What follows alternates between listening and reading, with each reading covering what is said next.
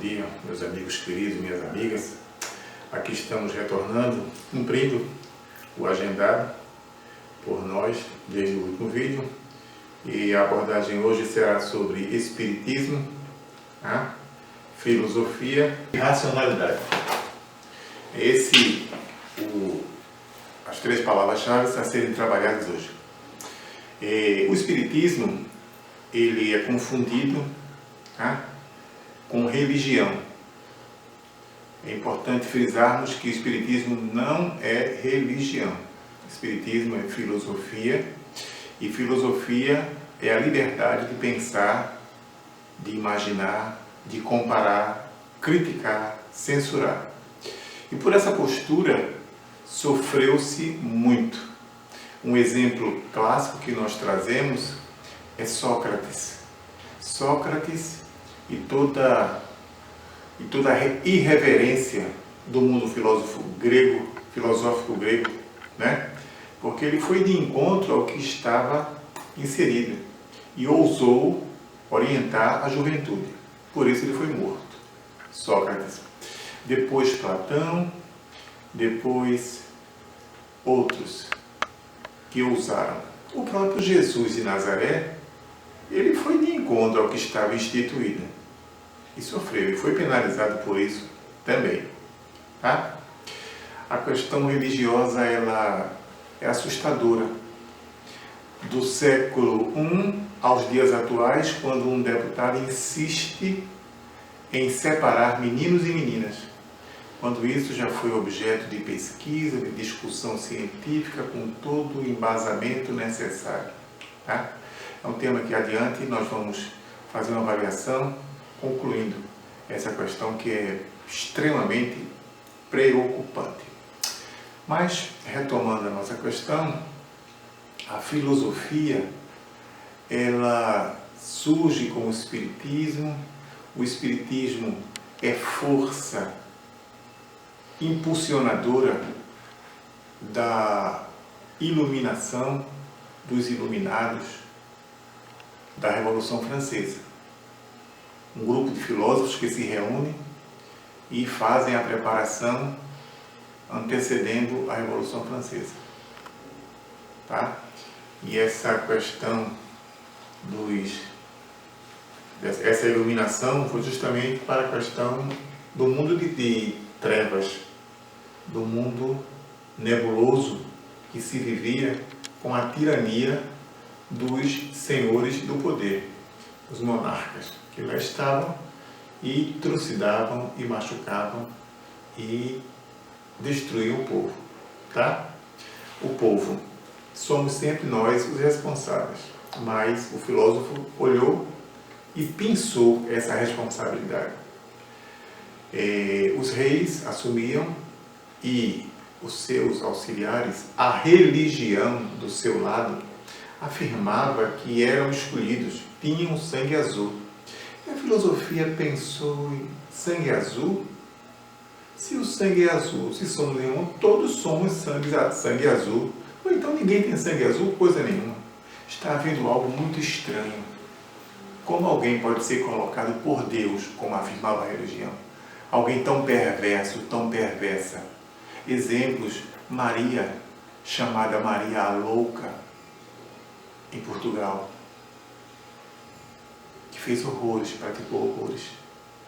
Antonieta. Chegou-se ao ponto dos filósofos. Leopoldo da Bélgica, o homem que fez massacres terríveis no Congo africano. Uma criatura dessa foi escolhida por Deus, e os filósofos se reuniram e disseram: então Deus está errando muito mais do que uma pessoa média. Nós não escolheríamos Maria Louca. No mundo de 10 milhões de pessoas em Portugal, não escolheríamos Maria Louca. Escolheríamos uma outra pessoa. Não escolheríamos Antonieta, Leopoldo da Bélgica. Essa inquietação é antiga. Ela vem muito antes do iluminismo. Ela vem do tempo em que o homem começou a imaginar por que sofrer tanto, por que a fome, por que a indiferença, E a educação foi a válvula libertadora dessas ideias, tá? E a religião sempre concorrendo com a sua articulação de se auxiliar da manutenção da tirania. Porque a religião não admite discussão. É ela, por ela e ela. Deus é único. Abraão é guia e mentor das maiores religiões do planeta: judaísmo, islamismo, catolicismo. Todavia, cada uma delas tem uma orientação e diz que o seu livro diz assim, orienta assado. Ora, Deus não é único? Abraão não é guia deles? E por que esses desencontros? E gera toda essa maldade que atinge a todos nós, de forma direta ou indireta. Tá? Guerra dos 100 anos, que na verdade passou muito mais na Europa. Cristãos, evangélicos e católicos se degladiaram de forma violentíssima, mas ali não tinha nada de fé, ali não tinha defesa de credo absolutamente nenhum. O que estava em jogo eram porções de riqueza, eram mercados. É preciso atentarmos para esse fim. Riqueza, ouro, prata, não se aprendeu. Não se aprendeu. Certo? E o resultado nefasto, dantesco. Cristãos se degladiando. Vamos à questão da educação, dessa imposição de religião. Religião é crer, escutar, é aquilo mesmo. E não duvide, não teme e não há discussão. Giordano Bruno, um cientista, ele foi trucidado, ele foi morto. Porque ele disse, não, a Terra gira em torno do Sol e não o contrário. E isso custou-lhe a vida. Galileu Galilei por pouco também não vai. Precisou se desdizer com toda a sua elegância. Então, gente, é hora de nos despertarmos. Tá? Um deputado com uma vida pregressa, um passado tenebroso por demais, está aí no Congresso alardeando que se deve separar meninos de meninas. No fim do século XVIII, século XIX, tá? 3 gênios da pedagogia. O suíço Jean-Jacques Rousseau, que viveu toda a vida na França, tá? Pestalozzi, que foi seu aluno, e Allan Kardec, precursor do Espiritismo. Derivar Hippolyte, Allan Kardec. Tá? O que esses homens trouxeram? Qual foi o legado desses homens? Olhando a questão da educação, primeiro, Pestalozzi, que fora aluno de Rousseau, como já disse, construiu um castelo e educava juntos meninos e meninas. Católicos e evangélicos foram até ele. O católico disse, separar meninos e meninas. O evangélico também. E ele os explicou. Separar e a natureza vai os unir. Só que juntos serão orientados a se respeitarem. Valendo salientar que esse deputado, com passado tenebroso, responde a processo por ter agredido uma mulher. Mas vamos à frente. Então, Pestalozzi explicou.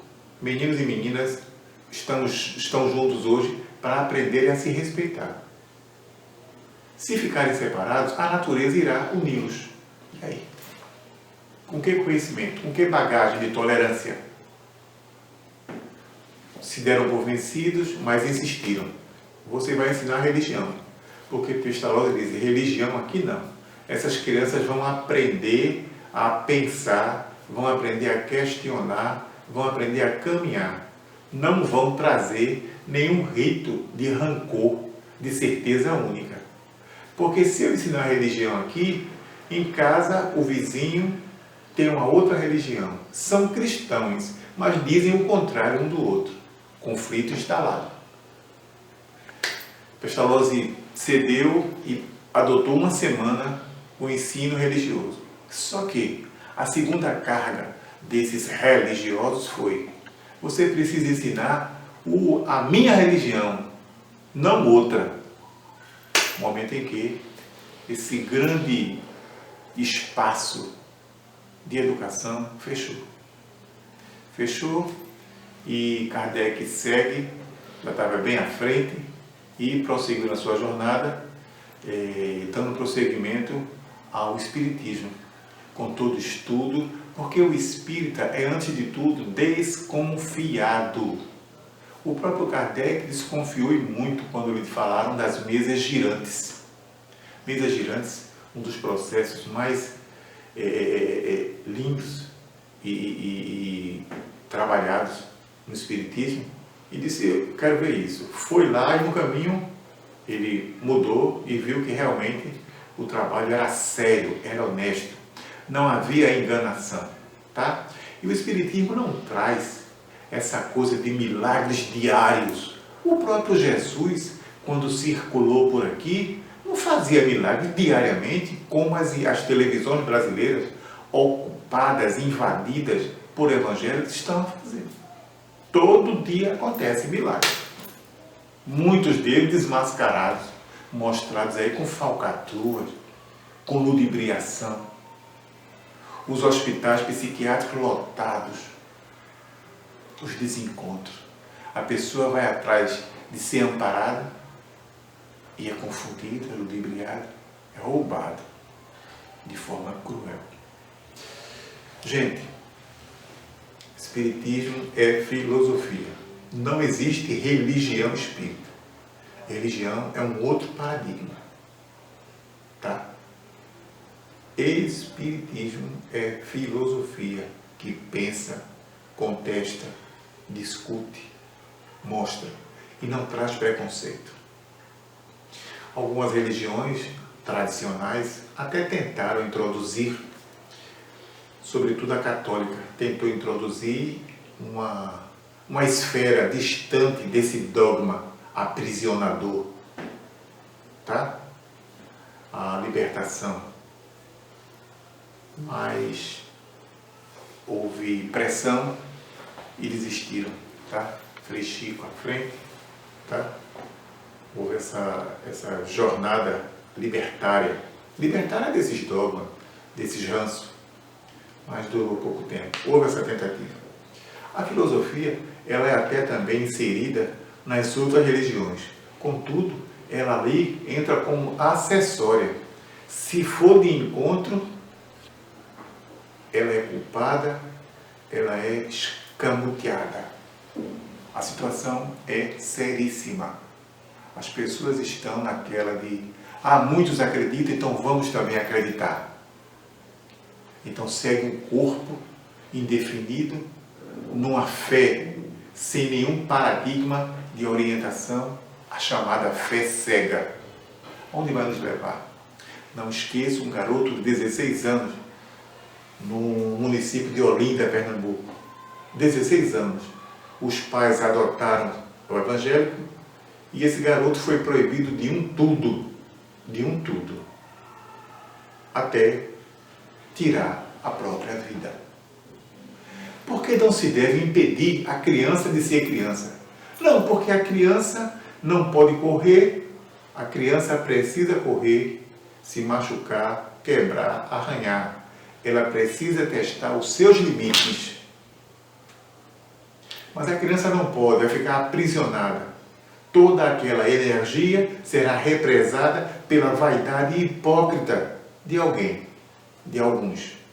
A criança não pode ter amigos, a criança não pode passear, a criança não pode conversar. Não, não, não, não e não. E direciona-se um ser humano à danação de psicotrópicos. É o psiquiatra, é o remédio, é o doutor. Senhores, o que esperamos? Liberdade, liberdade. Essa opressão nos conduzirá a qual local? Mas a opressão vem desde o tempo de Jesus. Lá na grande ceia tem uma mulher que o cinismo de alguns grupos tentam abafar. O 13º elemento é uma mulher. Tá? Madalena. Há essa crítica. Mas nada vai ficar oculto, não. Um dia aparece. Um dia a verdade aparece. Certo, gente? Então, essas situações é que nos deixa extremamente assustados. Em pleno século XXI, alguém com um passado nefasto, negativo, respondendo a tudo e a todos, querendo separar meninos e meninas. É assustador. Tá? Meus filhos, meus netos, sempre me preocupei. Estejam à frente, porque esse mundo ele é dinâmico. Tá? Não há essa de acorrentar, fazer o que digo e não fazer o que eu faço. Isso é hipocrisia pura. Tá? O mundo ele pede socorro com tanta opressão. Tá? E ainda ousam falar das opressões alheias. Vibremos para que opressões alheias melhorem. E essa nossa, vamos acabar com isso. Tá? Muitos evangélicos agora invadiram as televisões, as rádios, e é uma coisa de manhã, tarde, noite, enfim. É incessante esse ataque. Tá? Iludindo as pessoas. Porque a fé não pode, não deve e jamais vai anular o seu trabalho, a sua pesquisa, a sua dedicação, o seu caminhar. O que é que está vendo? Vamos acordar, gente. Essa fé cega, ela tem trazido sérias preocupações, sobretudo no nosso país, ultimamente. Vamos acordar, vamos olhar onde estamos, tá ok? No próximo bloco, nós vamos tratar mais sobre esse tema, tá? Buscando outras orientações que estão pesquisando. Valeu? Vamos aí.